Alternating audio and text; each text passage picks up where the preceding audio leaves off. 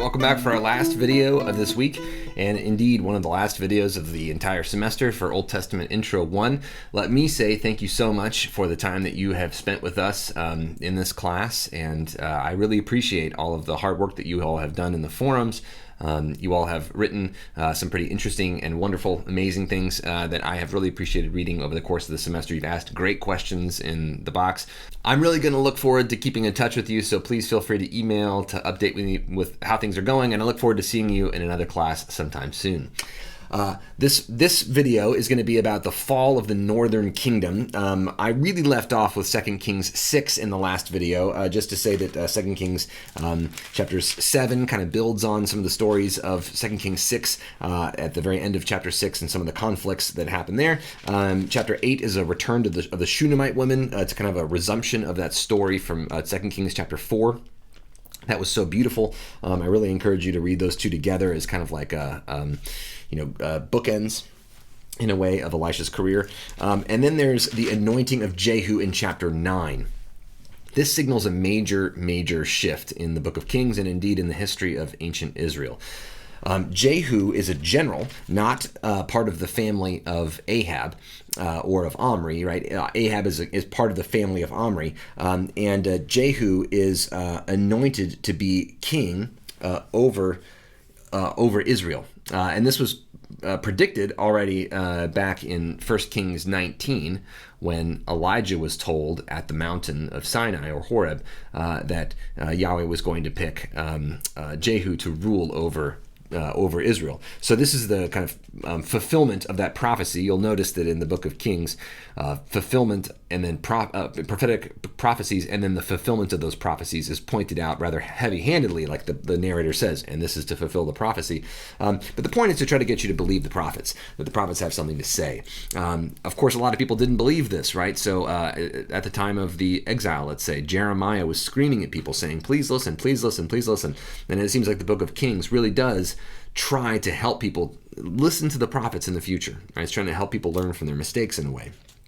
But so Jehu gets anointed as king over the north. And you would think that the people who love Yahweh would love Jehu because he is zealous for Yahweh. But he doesn't actually come out as a hero really at all in these stories, which is kind of amazing, right? That is that you could have the right goals. That is a nation where everyone is worshiping Yahweh. But you can go about it completely the wrong way and, in fact, miss the point. The point isn't that everyone says the right prayers, right? I mean, Christians have made this mistake before to try to make people mass convert to Christianity or something. I mean, this starts really in the Roman Empire. When Rome becomes a Christian empire, then they try to force everyone else to become Christians. And it really doesn't matter what prayers you say. What matters is how are you living your life, and do you care, and etc. Right? Those things are much more important. So in any event, Jehu is kind of a warning here about someone who looks like they might be your friend or your ally, but in fact is going about things the wrong way. He has a violent and bloody ascension to power where he kills many people, destroys and kills all of the family, the ruling family, and trying to get rid of Omri's family, which a lot of people did in the ancient world, right? If a king came to power who wasn't a part of the previous royal family, then they would try to often wipe out the royal family to try to stop people. I mean, it's a bit what David does to Saul's family, right? To try to stop them from taking power back from you. But at the same time, Jehu seems to go way over the top. He even offends ancient people their sensibility for killing was quite high, right? They had a low sensitivity for violence. But even there, he shocked people. But one of the most amazing things here is that Jezebel is given a hero's death in 2 Kings chapter 9, verses 30 to 37. Jezebel comes out and she says, "Is it peace, Zimri, murderer of your master?" So she's talking to Jehu. She knows that this guy's name isn't Zimri, but Zimri was the guy that ended up killing his master, the king, Baasha, and taking over earlier in the book of Kings, in 1 Kings. So in other words, you're just an assassin, and you're going to be gone as quick as you came, right? Now, Jehu actually does start a dynasty that lasts a couple of kings, but at the same time, it's this real low blow. It's a kind of a dig at Jehu for being just this like low-level usurper to the throne. So she's she's got it near the end of her life. She can throw a zinger or two, but also she puts on her makeup, and it says that she kind of adorns her head. She is looking regal. She goes to knowingly meet her end, and she decides to kind of play the part of the queen to the very last moment. You can maybe imagine this is negative, but this is actually kind of a heroic way to meet your end according to ancient Israelite but other ancient Near Eastern standards of kind of heroic deaths. So all to say that Jezebel is portrayed as having a heroic, kind of valiant death even. And Jehu is not depicted as being a hero here by any means. And then he massacres all of Ahab's descendants, and it's this bloody, revolting thing. And then he kills all of the worshipers of Baal after that. So this, again, is this logic that you can see in Christianity too, that we're just going to eradicate everyone who doesn't agree with us, and then everyone who's left will be our friends, right? And then that'll fix all the problems. You can see some of this logic in American political activity today, but this is never the case. It doesn't work like that. If you try to get rid of all the bad people, you'll just, you're introducing all sorts of chaos and violence into the system as it is. You're going to engender more people to hate you. But also, you're never going to be able to get rid of all of the people who disagree with you, because you even disagree with yourself sometimes. You can't create peace that way. That doesn't create peace. It just increases and amplifies violence.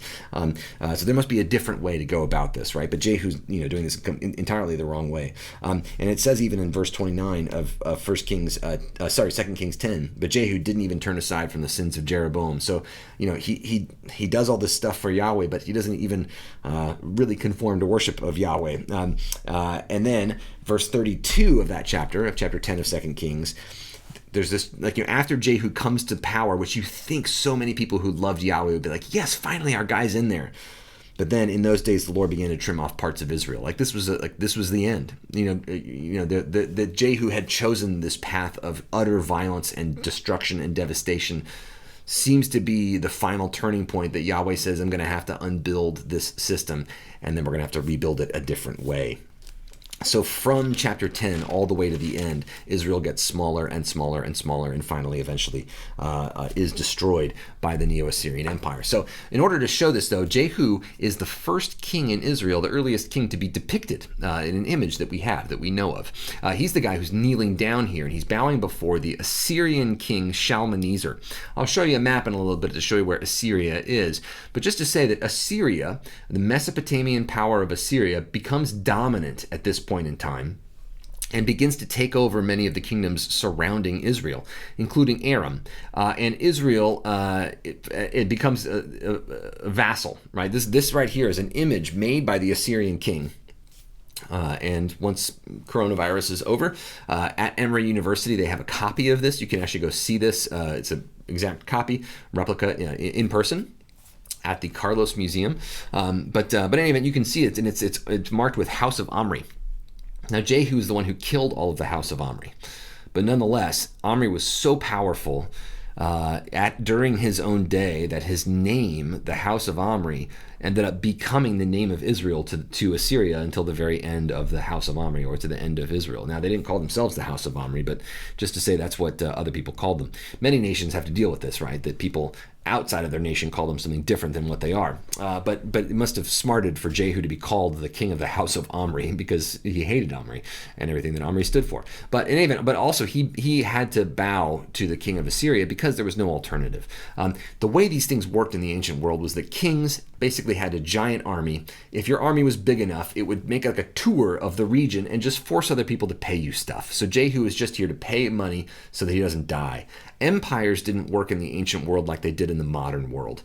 You think of a modern empire, like the British Empire of the 20th century or 19th century, right? And you think of people trying to build railways and trying to have colonial, oversight of the economy, and in all of the disastrous and terrible ways that happened. But still, there's this attempt to try to control. The Assyrians didn't have that. They didn't have the ability to do that. What they had the ability to do was to show up at your doorstep with a giant army every so often and demand money for them to go away. That was how the Assyrian Empire actually worked. So here here Jehu's just paying money to make them go away, but they're depicting it as this major honor. Jehu also gave them a bunch of like animals, basically zoo animals like camels and stuff like that the Mesopotamians would show off to show their power. Here's another picture that just a little closer up and with different lighting so you can see it a little bit better.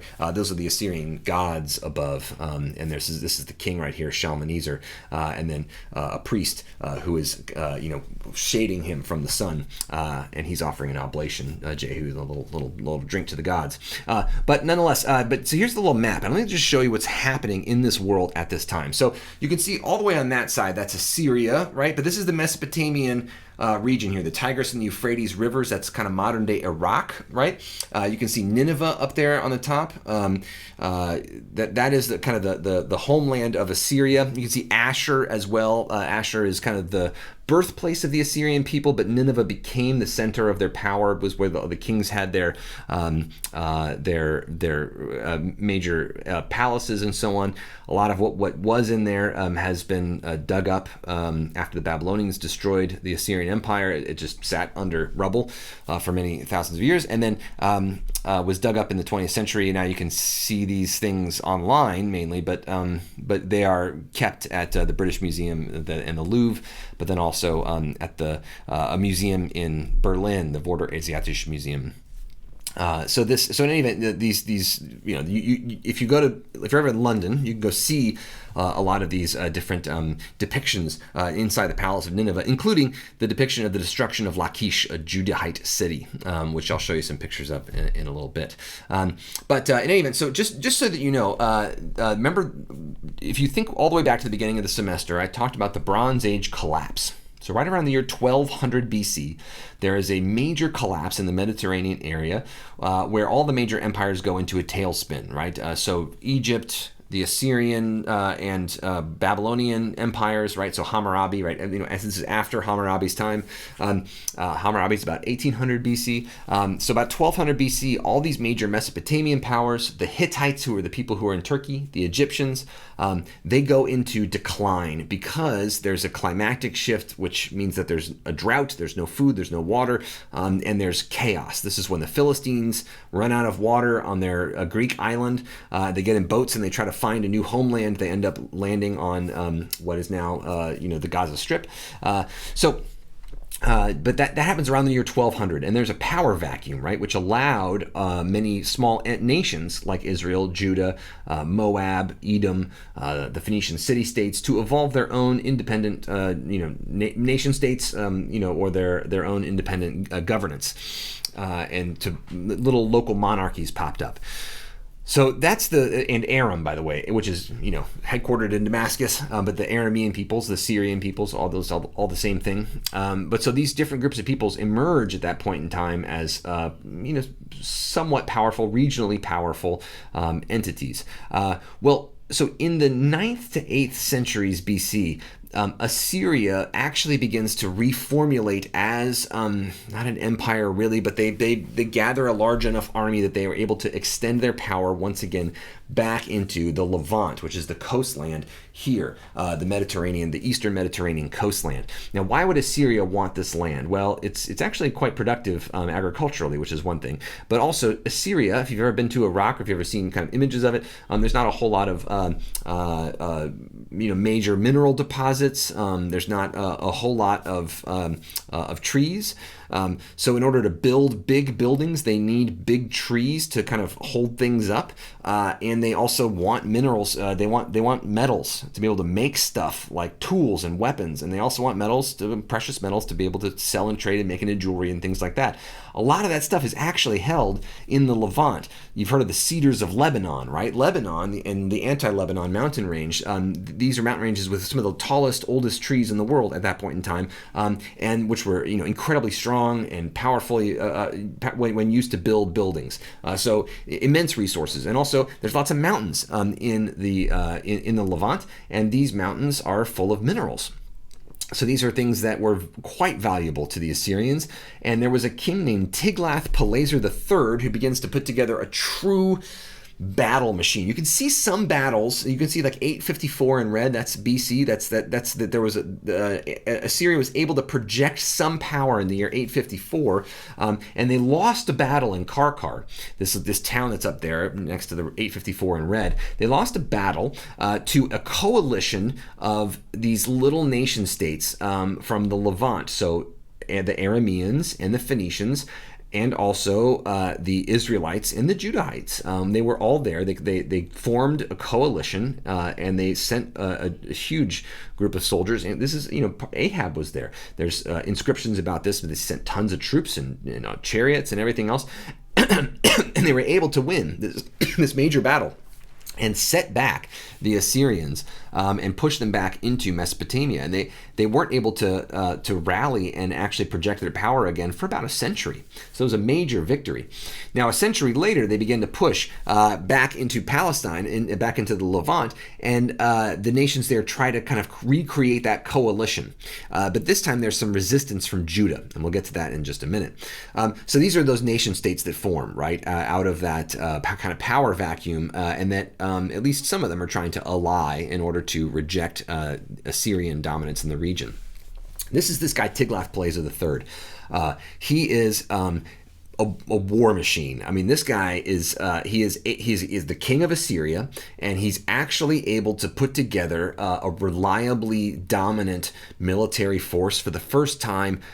In Mesopotamia, really for the first time since around the year 1200 BC. So it's been more than 400 years, but he's able to put together this dominant military force and begin to really project his power south and west into the Levant. And you can see him show up in the Bible. So Tiglath-Pileser III is a lot to say, right? Well, he had a nickname, Pool, and that's what shows up in the Bible a couple of times.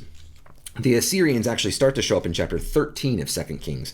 If you look down at verse 5 of chapter 13, the Lord gave Israel a savior against the Arameans so that they escaped from the hand of the Arameans. That's Adad-Nidari III.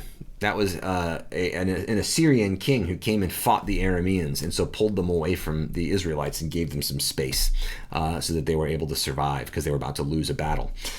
So in any event, Assyria is seen as a good thing there. But later on, of course, things get worse. So in chapter 14 and 15, things start to change quite dramatically.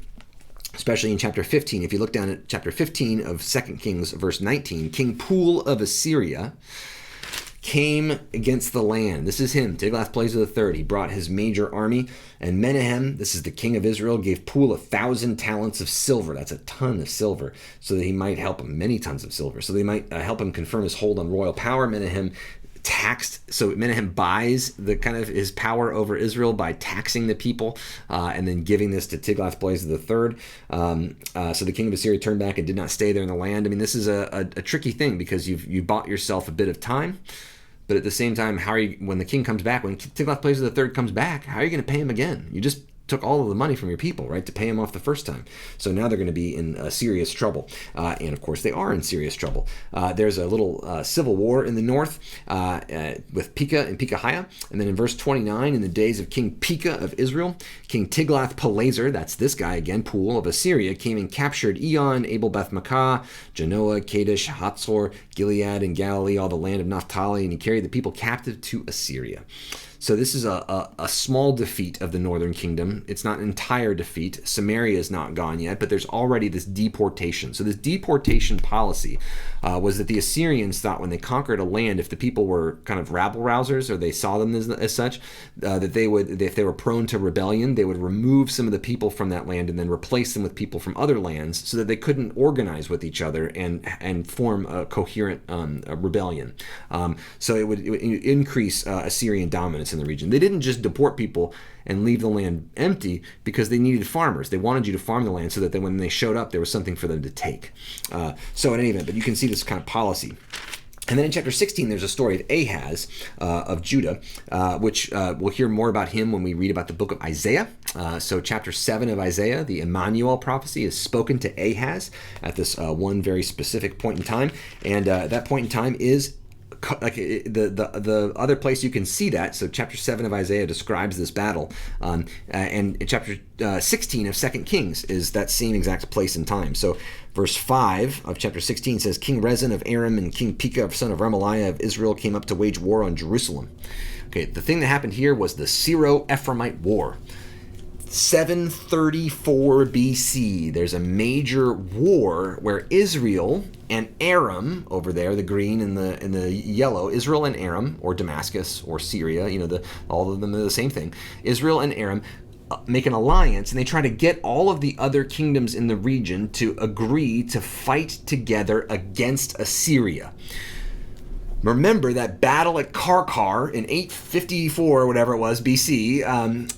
There was this major victory, right, where there was a coalition of Levantine states: Israel, Aram, Ammon, Edom, Moab, Phoenicia, Philistia. All of them got together, and they fought together against the Assyrians, and they beat them, and they pushed them back into Mesopotamia. So Tiglath-Pileser III is coming down. He's conquering all sorts of territory in this region, and Israel and Aram say, that's enough. We got to bind together, right? And so this is in 734. Tiglath-Pileser III, by the way, starts his incursion into the Levant in 745 BC. So this is about 10 years later. He's taken a lot of territory. He has to kind of take like bit by bit, in part because you can't take your army out on the road all the time. You run out of money and you run out of food. So in any event, they have to kind of go back home to Assyria, and also they have to go back to take care, because once the king leaves his homeland with his army, other people might rise up and take power. There's always a problem in Mesopotamia. That is, if Assyria is in charge and they leave the territory of Mesopotamia with their army, the Babylonians are a separate people who live in the region, who have been suppressed by the Assyrians for quite some time, and they are always looking for the power themselves. They want to revolt, and they want to take over Mesopotamia, and they want to destroy the Assyrians. That ends up happening, but it doesn't end up happening for some time. But in any event, so when you think of Mesopotamia, think of during the biblical period, Assyria and Babylon struggling for power, and whoever is in charge at the time, they take control of the entire major Mesopotamian army, right? Many of the people who fight in the Assyrian army end up fighting in the Babylonian army later. They'll fight for who pays them. But whichever major city is in charge at the time gets to run that entire massive operation. So anyway, the Assyrian army can't leave forever, because the Babylonians are going to rise up and trying to take power in their absence. So they have to keep going back and forth. So every year for a few months, the Assyrian army with Tiglath-Pileser comes down and tries to attack this region. So on one of these attempts, King Rezin of Aram and King Pekah of Israel, King Pekah, son of Remaliah of Israel, that's just his dad. So King Pekah of Israel and King Rezin of Aram make an alliance, and they try to force everyone in the region to ally with them to fight against Assyria. And guess who says no? Judah says no, because the prophet Isaiah tells the king not to join the alliance. And he listens. Why is that? We'll have to get into some of that in more detail when we talk about Isaiah in the spring. But part of the answer is that Isaiah believes that Yahweh alone is the only way to go. You can't make these alliances with foreign kings. But he also believes that Yahweh's promised that Jerusalem will stand. So you don't be worried. Do not be afraid. This is what Isaiah chapter 7, the Emmanuel prophecy, is about. So if you go back and read Isaiah chapter 7, read it carefully, you'll see that God's talking about these two kings that are going to be destroyed. You don't have to worry about these two kings. But they have besieged Jerusalem, to force Jerusalem to send their soldiers to fight with these two kings against the Assyrians. What Emmanuel means is that God is with us here in Jerusalem, and that we don't have to go fight with these two kings. That God will protect us in that time of distress. So this is, of course, why it's named as a name of Jesus in the New Testament, in Matthew, right? This idea that God is with us in times of distress, in times of oppression, in times where there's no hope, or at least you can't possibly imagine any hope. That's the moment when God will act, and that's the prophetic word, that prophetic imagination. So that's what Jesus is, right? He's kind of an embodiment of the prophetic imagination in the flesh, because that's God's work, right? So all to say, in any event, this is called the CiroEphraimite War. There in the very top, you can see that in 734 BC. We'll come back to this again in the spring. This is going to be a major part of when we talk about Isaiah, and this is part of what we call the 8th century BC. We'll see that there's another major event that happens. We'll get to that. In the next session, when we talk about Judah, there's a major destruction that happens in the year 701 BC all around Judah.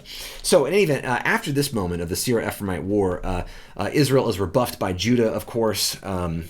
They don't succeed in making everyone ally against Assyria, and even if they had, the Assyrian army is so powerful at this point that there's really nothing that they can do. So in 2 Kings 17, there's kind of this is the chapter of the end. There's kind of a ping-ponging back and forth where you have certain factions of power in Samaria who want to ally with the Assyrians.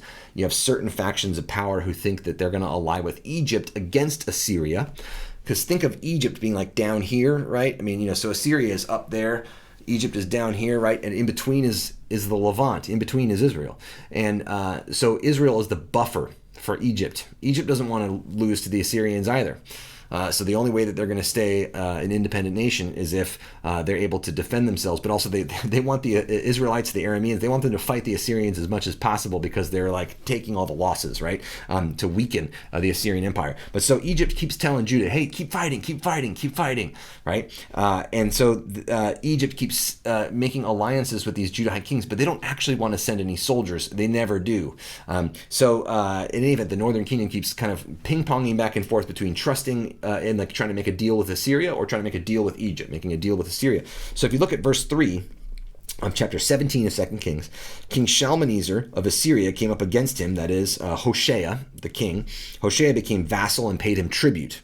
So Shalmaneser makes Hoshea pay tribute. But the king of Assyria found treachery in Hoshea, for he had sent messengers to King So of Egypt, and he'd offered no tribute to the king of Assyria. That's what revolt means. Revolt means you don't pay. To rebel against the king of Assyria just means you don't make your annual protection payments. I mean, it's kind of a racket, right? So the king of Assyria finds out that he's been making plans with the king of Egypt, and so then he imprisons him.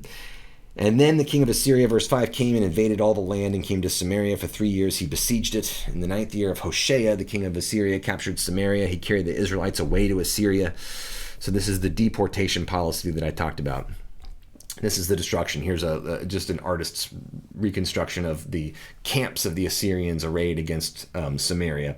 But just this idea that like they besieged Samaria and they ended up breaking down the walls, or some of the people started to surrender because of starvation, and that was the end of the northern kingdom. Then you get this policy of removal of many of the people and dispersal among many other places. And we know that some of these people were sent away, but ended up making their way down to Egypt, or ended up in basically what is now modern-day Turkey, or ended up in Central Asia.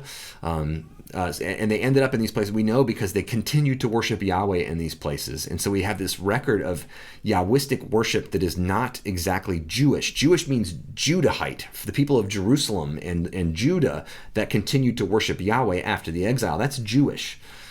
That's where the Jew comes from, from Judah.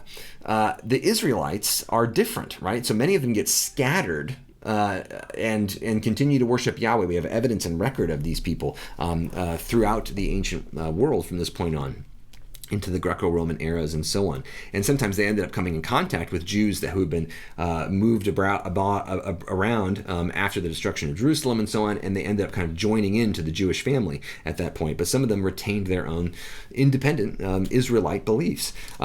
So in any event, then you get this intervention here by the editor, verse 7. This occurred because the people of Israel had sinned against the Lord their God. They worshipped other gods. Here you get the theological explanation by the Deuteronomistic historian for why this happened, right? It's because they didn't worship God properly. There's a lot of reasons why this would have happened, but that's the real reason. So we get the same kind of conversation about Solomon and then about the nation splitting, right? The division between the northern kingdom and the southern kingdom under Rehoboam and Jeroboam. Remember, we got that same kind of discussion in chapters 11 and 12 of 1 Kings, this kind of theological reason, but also there's lots of other reasons why this thing happened, right? But God gets very angry with them for what they did, for especially idolatry. But then it led to all these other different things. So then, verse 20, the Lord rejected all the descendants of Israel. God punished them and gave them into the hand of their plunderers. So we get this theology of punishment, that God is doing this in response to their abandonment of God. This is a complicated and complex theology. We're going to come back to this in the spring when we talk about the exile, and especially the work of Jeremiah and Ezekiel, whose way of thinking theologically about the exile gave birth to the Deuteronomistic historian's way of thinking about things. So the Deuteronomistic historian comes after Jeremiah. So we'll come back to all this. I mean, in the spring when we talk about the prophets, we're doing a lot of history in just a couple days here. We're going to come back in the spring semester when we talk about prophets. We're going to put them in their historical contexts, and we're going to come back to revisit all of this history that I've talked about today. All of this we're going to relive when we talk about Amos and Hosea and Micah and Isaiah, the prophets of the 8th century BC. And then we're going to talk about the exile in detail when we talk about Jeremiah and Ezekiel. And then what we call Second Isaiah, another part of the book of Isaiah that deals primarily with the exile. And then we'll talk about the restoration when the people return from the land. So we'll kind of come back and go almost slow motion through some of these major shifts that we're talking about in the second semester. But the book of Kings just runs, it just kind of crams all this history into a couple of chapters, which is kind of amazing after all the time it spent on Elijah and Elisha. That's partly why I spent a lot of time on Elijah and Elisha, because the book spends a lot of time on Elijah. That's what the Bible does, right? So I'm going to do that too. But in any event, so if this feels a little bit too quick, just know that I understand. This feels really, we go from Israel being on top to Israel being destroyed in a seeming matter of pages. And this is also how it felt for people at the time, because Amos and Hosea are prophesying that the north is going to fall, and they're speaking to a people who are richer and more powerful than they've ever been before. But within a few years, they're going to be gone. And that was the way it worked. That was what actually happened. So then you get this verse 23 of 17. Israel was exiled from their own land to Assyria until this day. So many people were taken abroad. And then the land is resettled with people from other cities and other places. But then you can see that they end up worshiping Yahweh. They end up becoming Yahweh worshipers. Did you notice this? They show up and they're still worshiping other gods. And then there's a problem with lions. And then they end up worshiping Yahweh, the Lion of Judah, right? And then they end up kind of following the law of the God of the land. This is kind of ancient Near Eastern ideas, is that if you go to a certain kingdom, you're supposed to worship the gods there. So they learn how to worship Yahweh, and they become Yahweh worshipers. But they're also being looked down upon because they're kind of mixed, right? They're these foreigners. They kind of like diluted Yahwism. This is the beginning of what we would call the Samaritans. Now, the Samaritans don't tell their history this way. They don't think they're deluded, they're mixed peoples that are nasty and gross and, different, worse than Jews, right? They don't think that. They think that we're the northern kingdom of Israel. Yeah, we were destroyed. We were conquered. Yes, some of us were taken abroad, and yes, some other people were brought here. But they became worshipers of Yahweh. There's a temple of Yahweh in Samaria until about the time of Jesus. There's temples all over. There's worship sites all over this area, and people worship Yahweh. We know this, right? Samaria also ends up being settled with other people who, are foreigners and worship other gods. That's true of Judah too, though, after the exile. But all to say that this deportation, this kind of moving abroad, it's overstated a bit in 2 Kings 17, and I'll show you the evidence for that. That is, here's some of the movements of the deportations that you can see. There's actually 3 major deportations. That first, that was named by Tiglath-Pileser III. That was in chapter 15 of 2 Kings. And then the second deportation of Shalmaneser the fifth and Sargon II. And then the third deportation by Sargon II after the fall of the northern kingdom. There's actually 3 different waves of this that happen. And you can see that they're kind of scattered around. Some of them are actually brought to Nineveh. Some of them are brought to other cities around the territory. Some of them go to the Far East. And this is just... The Jews end up all along what's later called the Silk Road. We know that Jewish and Israelite people who believe in Yahweh, they are scattered around the world. But the group that stays in what was formerly the northern kingdom of Israel, but it becomes that stays called Samaria. It's called the district of Samaria, even in the time of Jesus. And the people end up becoming called Samaritans. And by the way, did you know that the Samaritans continue to exist today as a live worshiping community? They still worship on Mount Gerizim, which is named in Deuteronomy, one of the holy mountains, right? They still have their own version of the Bible. They only have the first 5 books of the Bible. They don't believe the rest is scripture. But they have Moses' Torah. They believe in Moses. They have slightly different version of the Torah. It's called the Samaritan Pentateuch. And it says that Mount Gerizim is the holy mountain, not Zion, right? Which you might imagine, right? So this shows us that there was a live and lively theology of the northern kingdom that was firmly and thoroughly Yahwist, believed in Yahweh, that Yahweh was the God of Israel, but wasn't Judahite, wasn't Jewish, right? Didn't believe that Zion or David were important really to God in the grand scheme of things. So all to say that when we talk about Samaritans, there's often this kind of, in the New Testament, with the background of the New Testament in place, Christians often talk about Samaritans like they're disgusting, dirty people, etc. These people still exist. They still live. They're still worshiping Yahweh to this day. They are more faithful than most other people have ever been, right? I mean, they've been through it all, and they haven't had an independent nation since 722 BC, right? 722 is the destruction of the northern kingdom. Sometimes dated 721 because we're not exactly sure with the calendar, So, but all to say, either 722 or 721 BC. The northern kingdom the Samaria is destroyed. The northern kingdom is destroyed as a kingdom. But the people have been worshiping Yahweh ever since that time in the same place, since 722 BC. It's an amazing living religious community with devotion to the same God that you and I worship. So let's keep that in mind when we talk about the Samaritans, the Samaritan people, etc. But that's the end of the story of the northern kingdom. Now there's this hope that's always held out throughout the prophets, even in the time after the exile from Judah, where there's Ezekiel talks about this, Jeremiah talks about this, but this continues into the period of the restoration and even into the New Testament, this hope that one day God will unite the northern and southern kingdoms, or Israelites and Jews, right? That God is going to bring them, Samaritans and Jews, that God will bring them together and reunite them into one. That's this kind of deep hope that you can see throughout. But there's also a recognition that there's a difference, that there is a strife or conflict that lies underneath the surface of these two different peoples. There's a lot more to say about this, and it's actually a really interesting story once you get near the time of Jesus. There's a lot that happens in the couple of centuries before Jesus to really create the true split. It seems that actually before around the year 200 BC, before that, the people who worshipped Yahweh in the northern kingdom and the people who worshipped Yahweh in the southern kingdom, I mean, they did see themselves as siblings. They really did see themselves as siblings until much later in history, and then the real split happens, which we can see reflected in the biblical text. That's enough for today, and it's been an honor and a pleasure to be with you this semester. I wish we could kind of interact a bit more, but I look forward to seeing you all in the future, and don't be strangers.